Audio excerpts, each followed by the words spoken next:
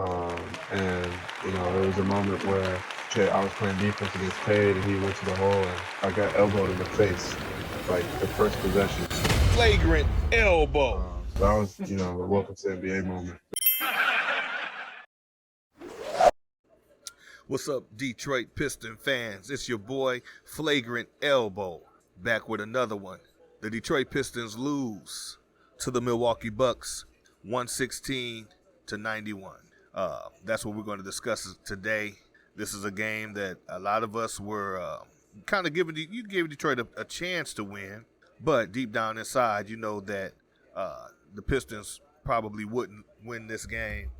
The Bucks definitely want to make a statement after almost losing to the Detroit Pistons the other night. So it would have been nice to see them get this game, at least keep it real close, but they were wore out. I think mentally, knowing that they couldn't beat this team kind of wore them out. So we're going to talk about that. I'd like to first, before we get started, give a shout out to everybody and all those who are continuing to support the channel. Right now, we are at 610 subscribers. I appreciate everybody's support. Appreciate all the comments and everybody that's been with me from day one, and the newcomers. I really appreciate you guys. And also, don't forget to check out the community posts with some nice polls on there that are posted. So check it all out, and also check out the link to merchandise in the description. The merchandise helps the channel, helps support the channel, and also I may receive a commission from the sale of any merchandise purchased. So just wanted to share that with you guys. Once again, thank you. We are at 610 subscribers. Thank you again for all your support. Now let's go ahead and get into the video.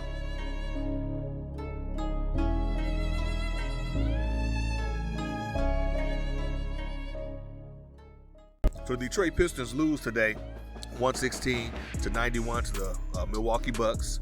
Another home stand for the Milwaukee Bucks. Actually, they've had 6 home stands to start the season off. That's pretty tough, right? It's pretty wild. That's a different type of schedule. But they've been able to go undefeated so far this season. In this game, the Milwaukee Bucks shot 47% field goals, Pistons 41%. Only shot 79 field goals, and the Bucks shot 91 field goals. So the Bucks were very, very, very active. Today, the Pistons went 35% from 3, 11 for 31. And Milwaukee only shot 26%, making 10 threes out of 38. The free throws. Pistons made 93% of their free throws. They shot 14 for 15. Milwaukee Bucks shot 20 for 24, almost 10 more free throws. Now here's the killer. Total rebounds for the Detroit Pistons, 35. Total rebounds for the Milwaukee Bucks, 51. Yep. Offensive rebounds. The Detroit Pistons had 2. Offensive rebounds for the Milwaukee Bucks, 14. They got killed in the boards, in the paint. They got killed actually even going down the points in the paint. Pistons had 32 points in the paint. Milwaukee had 56 points in the paint. You're going to get a lot of points in the paint when you got Giannis Antetokounmpo on your team anyway. You're going to get that. But definitely the Pistons they were weak in the paint with the injuries. And make no mistake about it. Not only are we a young building team, but we got some injuries to some significant players on this team. Although they're bench players, they're still significant in shoring up that bench productivity. Nerlens Noel, he was in there today trying to do his best to keep the team afloat when he came in off the bench, but he's very frail, in my opinion. Like I said in another video, a lot slimmer than what I thought. He just looks real frail out there. And going up against Giannis and Lopez, that's a tall task for anybody. I don't care how big you are, how strong you are. Those are some big guys. And then you got Portis coming in there 6'10", 6'11". So it's just going to be an offensive battle. And you look at Milwaukee's looking to contend. They're looking to be a championship team this year. And if Lopez is healthy for them this year, he was out last year with a lot of injuries. If Lopez is healthy for them this year, not only will they be coming out of the East, they could be winning an NBA championship. I don't see any team that's really going to beat them right now. Going back to stats, assist-wise, the Detroit Pistons had 18 assists to Milwaukee's 24 assists. 3 block shots for the Pistons, 5 for Milwaukee. 7 steals for the Pistons. Milwaukee had 17 steals. 17 steals. I forgot, I don't have the exact number of points that led to, but lazy passes and being just not being aggressive, just taking for granted that you're playing in the NBA. Lazy passes are not going to fly. That should be a point of interest. You can't do that. You can't do that. Not in this league. You can't do that. Teams are playing the passing lanes. When teams scout other teams, they see what you like to do. Penetrate and dish. They see what you like to do. And if you're going to be a lazy pass team, other teams, they're going to include that in the scouting report. Be on the alert for a lazy pass coming. So Milwaukee, between Carter and Drew Holiday, they were out there and they were very aggressive, and they did what I thought they would do. They tried to shut Cade down their best they could to shut Cade down, pressing him, bringing the ball up. I seen a few times Cade just threw the ball and gave it to Ivy to bring up, or Killian to bring up. They were pressing him, and that wears you down. This game had a playoff feel to it, a big-time playoff feel to it. And one thing about the playoffs, when teams play in the playoffs, and you play somebody that you just played a few nights ago, they're going to make some adjustments. They're going to make some adjustments, and their adjustments are going to be to shut down the leader of that team as effectively as they can. And one thing they'll try to do is shut down that leader or the leader scorer of that team and let everybody else get theirs. But we're going to shut him down. Or you could say, hey, we're going to let him get his, and we'll shut the supporting cast down. But whatever role they make, teams always make adjustments to do what's going to be do most damage to that team that they're playing. And in our instance, shutting down Cade just kind of shut everything down. Personal fouls, Detroit Pistons had 22 fouls. Milwaukee Bucks had 16. Once again, the refs, the Pistons, they aren't getting any help from the refs, that's for sure. Every time Giannis touched the ball, he got a whistle. Especially if he missed, he got a whistle. And I mean, it's ridiculous. But that's the way the game goes, and you just kind of got to deal with it.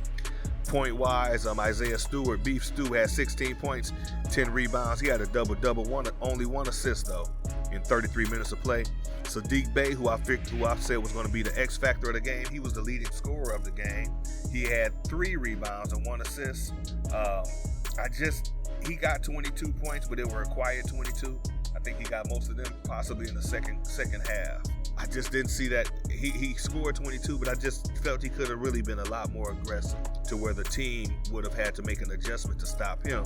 And that is what I felt would have opened up more things for Cade. Putting Sadiq in with the second unit would have helped a lot more. But Casey chose not to do that as much today. So, we're going to roll with it the way it came to us this game. Either way, it's a good lesson for the Pistons, and I'll get into that later.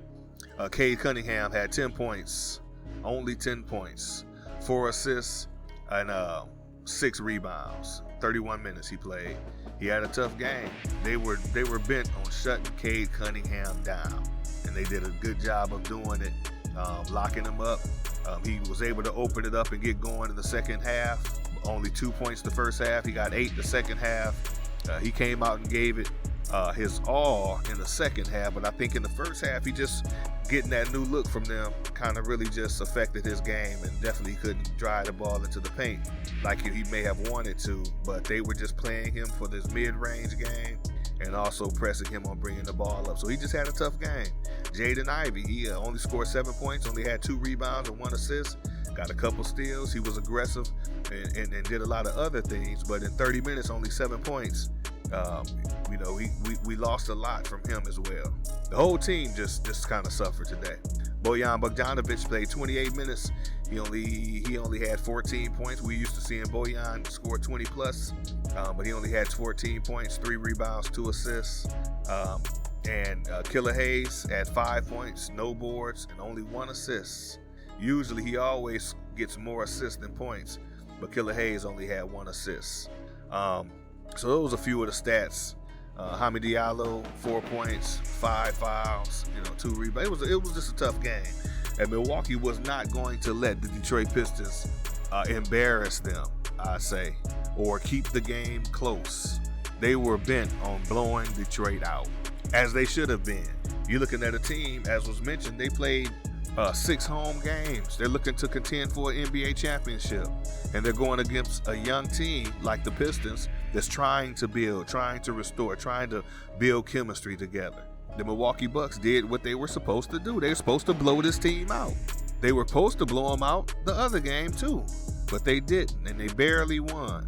Barely won.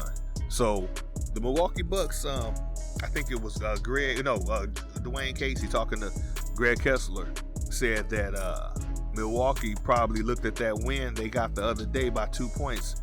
They looked at that as a loss. And they probably did. There's no way in the world a team this young should have had a chance to beat you in the closing seconds like the Detroit Pistons did. But that's the way it goes. So the point of this game and the highlight of this game is the fact that this was an excellent lesson for the Detroit Pistons moving forward. An excellent lesson. This early in the season to play the Golden State Warriors, last year's NBA champions, to play back-to-back games against the Milwaukee Bucks, the year before that, NBA champions, and to play them 2 games on their own home court, on the road. The Pistons were on the road for 2 games against the Milwaukee Bucks, who I'm sure will at least come out of the East this year. If Lopez can stay healthy and the rest of their key players can stay healthy, they're coming out of the East. So for the Pistons to meet up with them this early in the season is a big plus. One main reason it's a big plus is because how disheartening would it be to be 20-30 games deep into the NBA and run into the Golden State Warriors or the Milwaukee Bucks and get blew out by them then. After you're 20-30 games deep, you've made all kind of adjustments. You've got an identity. You feel that you're a good and budding team. Chemistry's building up. Players are healthy. You're rolling right now. And then you go into Milwaukee and let's say play the same type of situation, 2 games on the Milwaukee Bucks floor and get blew out by 25 points. It's better for that to happen now, early in the season. They got another game coming Friday against Cleveland Cavaliers. They may lose that game, but I'm sure they'll be a lot more competitive. This loss here hurts. The reason it hurts the Detroit Pistons was because after losing only by 2 points, I'm sure they felt, hey, we can compete. We serious out here. The NBA is not that bad. And then you go out there and play a team like Milwaukee on the second game and they blow you out by 25. Humble pie. Nice slice of humble pie. But the Pistons aren't that far off. They're not that far off. They have some things to work on, which is understandable with a young team and with new players like this trying to build chemistry. With the injuries that the Pistons have, it's understandable. No production from the bench today. Hayes got 5 points, Livers 3, Nerlens 4, Diallo 4, Corey Joseph 2, Corey Knox 4. I'm trying to add them up quickly in my head, but anyway, less than 20 points. No, probably about 20, 25 points off the bench. Off the bench. That's all you got? That's the only production you got from the bench? It was close to 25 points, if not about 25 points. You can't win a game like that, not against some former NBA champions or a team that's looking to contend this year. Make no mistake about it, the Milwaukee Bucks are right now the best team in the NBA. In my opinion, best team in the NBA. So this was a good lesson for the Detroit Pistons. And once again, the good thing about it is that this lesson came to them early. It came to them early. So that's one of the good points. A lot more, I would have liked to seen a lot more penetration. Even though you're going to get your shots blocked, drive the ball to the paint, get to the foul line, force the refs to have to call a foul. They did that a few times, and the refs just weren't blowing the whistle. So maybe that kind of discouraged them from continuing. But I just settling for threes, especially early in the game, and we're down. That's why I wanted a guy like Saddiq Bey. Sadiq's got the strength to drive that ball in the paint, muscle people out the way, get to the rim, and get to the foul line. When he's aggressive like that, the Pistons, it opens up things for everybody else. So I just really wish Saddiq would have been more aggressive playing the game today. He did score 22 points, but to me it was a quiet 20. Second half he got a little more aggressive, but still. Also our bigs, we got to get Bags back. From what I hear, Duran will be back Friday, and he's much needed right now. Bags probably a little after that. hopefully more sooner than later. But we need our bigs to get in the game. We need our bigs bad. So hopefully that things like that will open up a lot more opportunities for the Detroit Pistons. But still, to be a team that we are with the injuries we have right now, we need Burks out there. We got a lot of weapons that can help shore up the bench production, and hopefully they will all be back soon. So we got to remember that. Our record is bad right now, but I mean, of course, don't forget we weren't looking to do too well this season. Optimistically, we were hoping, but in reality, we weren't. The Detroit Pistons are going to be who the Detroit Pistons are right now at this stage in the rebuild. We have to accept that and look at the progress that's being made. Personnel changes will be coming, I'm sure, at least before the trade deadline is over. And then we got the draft coming, and we also got the free agent off-season, next season free agent market. We got a lot of things coming with a lot of money. So this season, we want to be competitive, want to be exciting. And then next season after that is when we can start taking things real serious. But for right now, the Detroit Pistons lost to 91-116 to the Milwaukee Bucks, arguably the best team in the NBA right now. So that's all I want to say about the game. Hope you guys enjoyed the game, and leave in the comments how you felt about it. Looking forward to next season. You give it up on the Pistons? Are you yelling fire Casey? Yelling get rid of Killian? Let me know in the comments how you feel about it. Once again, we're at 610 subscribers. I thank everybody for their support, their continued support, and ask everybody to be safe.